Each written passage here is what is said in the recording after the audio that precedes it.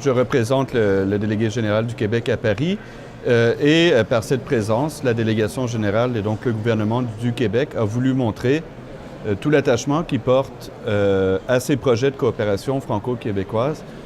qui illustrent en fait vraiment le sens qu'on veut donner à la coopération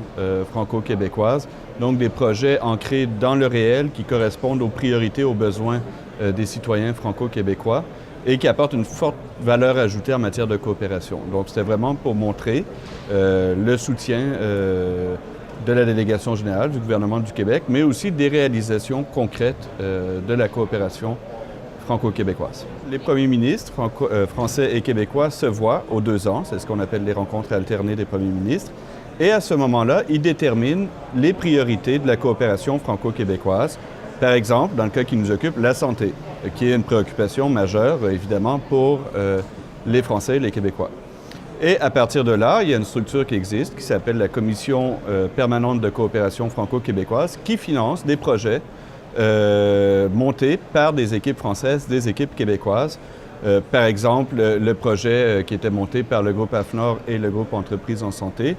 autour des saines habitudes de vie, de la santé au travail, de la prévention des risques psychosociaux. Donc, ce sont ce type d'actions qui sont financées par la Commission permanente de coopération franco-québécoise et qui permettent, en fait, nous on le pense et c'est ce qu'on souhaite, d'avoir un impact réel dans la vie des citoyens français et québécois. La Commission de coopération franco-québécoise existe depuis plus de 30 ans maintenant, fonctionne par biennum, c'est un dispositif pérenne, donc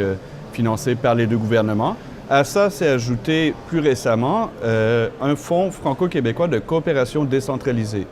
où là ce sont des collectivités territoriales françaises et québécoises qui portent des projets et il y a aussi de l'argent pour financer des projets entre collectivités territoriales françaises et québécoises. Et d'ailleurs, on a un bon exemple aujourd'hui qui est le projet entre la ville d'Alès et la ville de Québec, encore une fois, sur la santé au travail. Donc ça, c'est un dispositif plus récent qui existe depuis 2004 et qui concerne essentiellement donc des acteurs qui relèvent des collectivités territoriales françaises et québécoises. Ce qui est très important à souligner pour tous ceux qui nous écoutent, c'est que si vous avez un projet de coopération franco-québécois qui peut même sortir du champ de la santé, il y a d'autres priorités,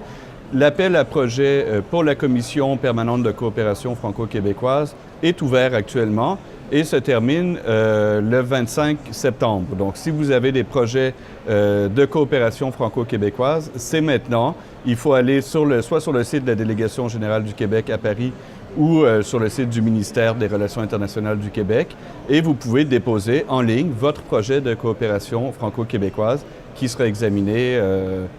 au courant de l'automne et qui sera peut-être financé par les gouvernements français et québécois.